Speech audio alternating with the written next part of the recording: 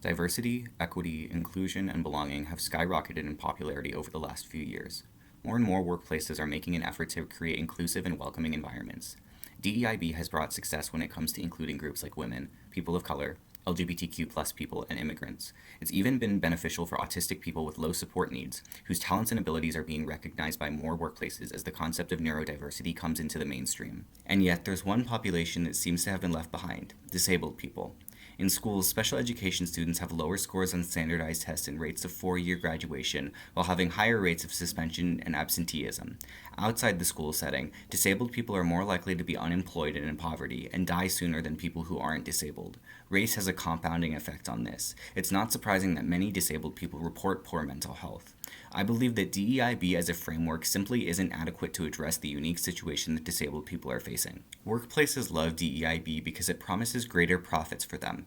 Research shows that when employees feel affirmed and supported in their work environments, they are more productive, innovative, and satisfied in their jobs. Although white supremacy and other forms of oppression are still thriving, they've generally taken on more subtle forms as workplaces realize that explicit racism is not only bad for business, but bad for their image as well. The reality that a more diverse workforce means more potential talent is becoming common sense. In schools, achievement is usually measured through grades and standardized test scores, which provide quantifiable data that often reflects the job prospects awaiting students after graduation. But disability is different from race, ethnicity, gender, and other minority statuses in that it directly affects a person's ability to achieve these metrics of success. While social barriers resulting from racism, classism, sexism, and other forms of oppression can create artificial restrictions on a person's ability, those restrictions come about as a result of social forces and not an inherent lack of ability. However, this is not always the case with disability.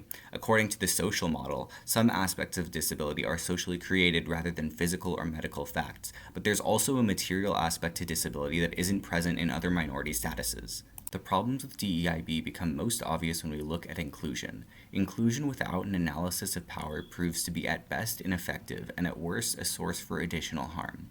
The capitalist economy and our education system are fundamentally based on production, and disability is the one minority status that directly renders production unreliable.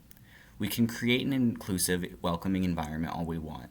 We can eliminate ableist microaggressions and make the entrances to every school and office wheelchair accessible, but there are always going to be disabled people who can't produce value in the eyes of the capitalist systems, and if the society we're aiming for can't accommodate them, then what are we even doing this for? Ultimately, this problem goes beyond DEIB and is with capitalism itself. If our goal is to create a world where disabled people can thrive, where all people can thrive, that world is inherently incompatible with an economic system predicated on the exploitation of abled and disabled bodies and minds. I think it's important to note that DEIB is, by its design, a corporate model. It has a vested interest in maintaining this system, even if it does so by using reformist measures to bring it out of the 19th century and into our modern world. We cannot escape the colonialist and oppressive nature of capitalism by expanding its reach, just like we cannot reach collective liberation by framing the discussion in terms of the rights of marginalized individuals to be represented in social institutions.